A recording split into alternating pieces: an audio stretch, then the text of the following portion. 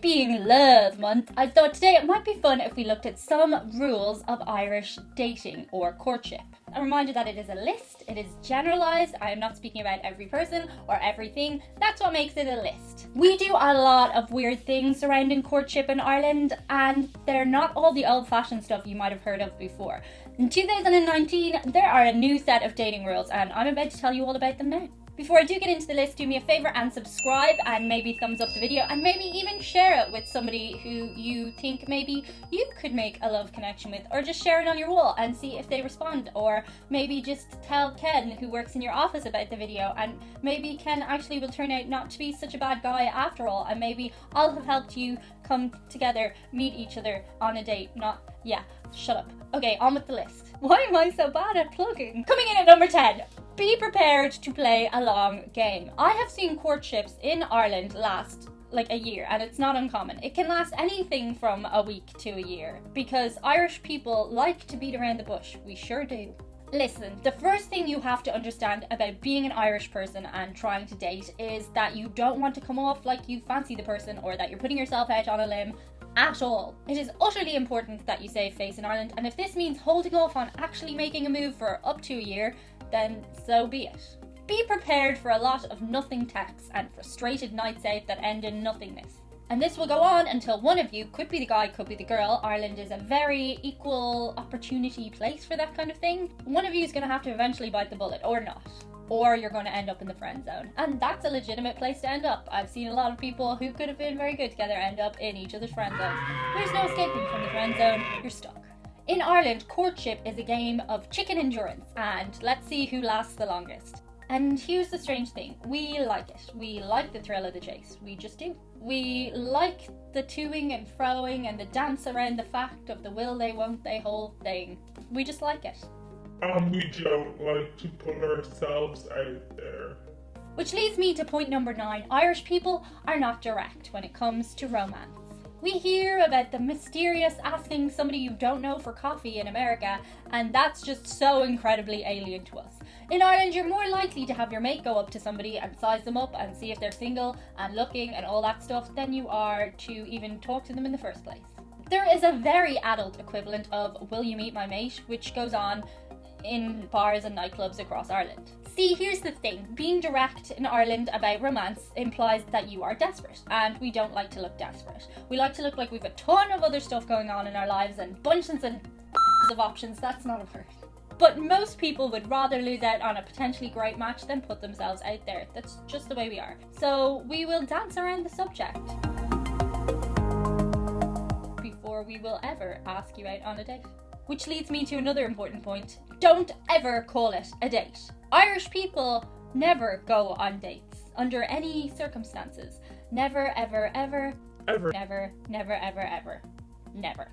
We go for a drink or to the cinema, but we never call it a date. There's always that option that you can jump off at the last minute and say, I was just interested in you as a friend. Even if you've met on an app that is supposedly for love, you can just be like, nope, that was just two friends going out, didn't work out great, we had a nice night, but yeah, that's the end of it now. And yes, this leads to confusion, and yes, I've had some awkward encounters that have ended at the end of the night with the person and me looking at each other very confusedly and me being like, oh my god, you think this was a date? It wasn't a date, we were just hanging out, and they were like, oh, okay, yeah, totally, and yeah, okay, I've gone too far into my own stuff. Moving on to number 7.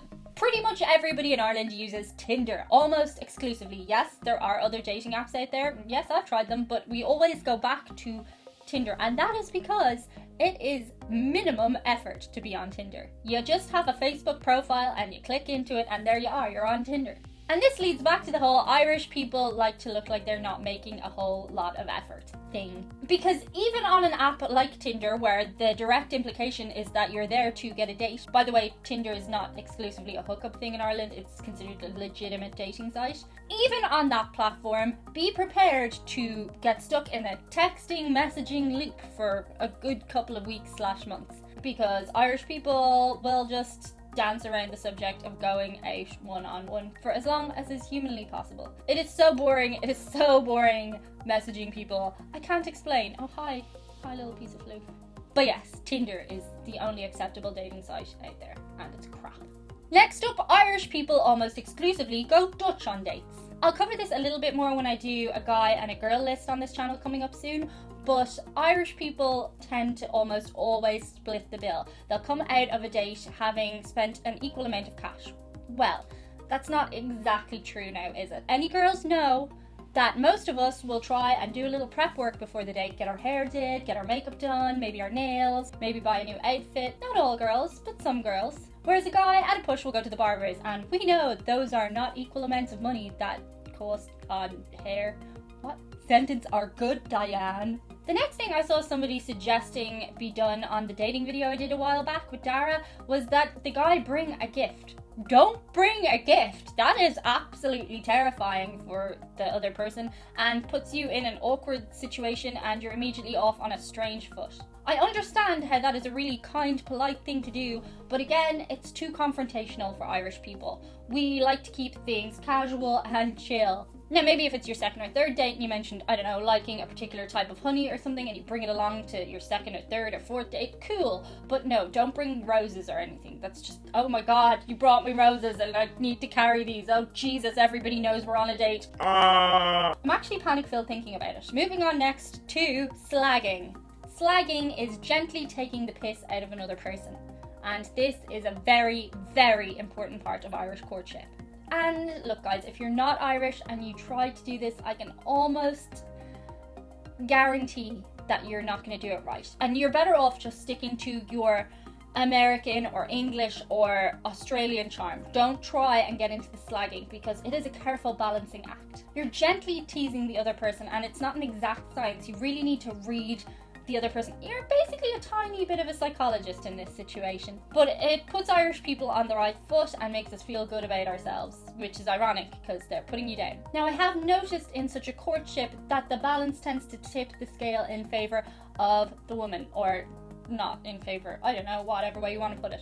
But basically there'll be a little bit more slagging off of the guy than the girl, and the guy will be a little bit more self-deprecating, throwing the odd compliment in here and there for the woman. And slagging somebody you're romantically interested in has a slightly different tone than slagging somebody you just want to be mates with. Again, not an exact science, but important. The next weird thing Irish people do when they're dating is figure out exactly how they know each other and how many people they have in common. You see, in Ireland, it being so small, there is 2 degrees of separation, 2 degrees of Kevin Bacon. Now, this can make or break a romantic encounter because basically you could not like the people that they hang around with or where they used to go to school or used to drink. You know, it's a big deal. Or worse than anything, you could find out you're related. That actually doesn't happen that much, although SNL thinks it does. But guaranteed you know that person down the line in some way, and it's just figuring out how. Obviously if they're from a different country that changes things, but yeah. We're probably still gonna try and find a connection. Because Irish people breed like rabbits. The next thing is our ideas for dates, and I'm gonna do the bunny ears, cliche as they may be, because we all know what dates means now, is our ideas for dates are terrible. They're just awful. They pretty much are in the spectrum of going for a drink and going to the cinema. And going for a drink is annoying because I don't even like to drink that much, especially not during the week. And going to the cinema is annoying because I really just want to watch the film, and if I discover you're going to talk the whole way through the film, I'm going to just hate you on the back of that. That's just a whole thing I hate you for. Also, you're in the dark and can't talk to the other person at all, but it's good because it gives you something to talk about afterwards when you go for a drink. God, I wish there were more creative ideas in Ireland, but there just don't tend to be really at all. Take me for a milkshake. I like ice cream. Yeah, that's what happened to Smurfette.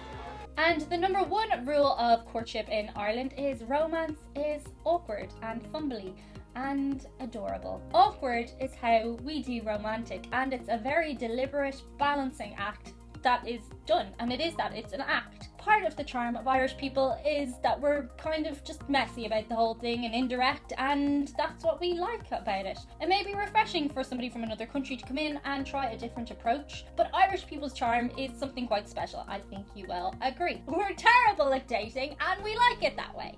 And that's it. Let me know if there's anything I missed. As I mentioned, I will have a boy and a girl dating list coming up very soon. So if you've any ideas what you want to see on that, let me know in the comments. Feel free to engage with one another in a respectful way. A couple of patrons I want to shout out today are Kevin Swigger. This is a picture of Kevin and his lovely cat, Faithy. Kevin wants to say hello to his pals Michelle Guido and Ashley Collins. And there is a link to his YouTube channel in the description below. Next up is Eric, who would like to give his shout out this month to the Jane Goodall Institute.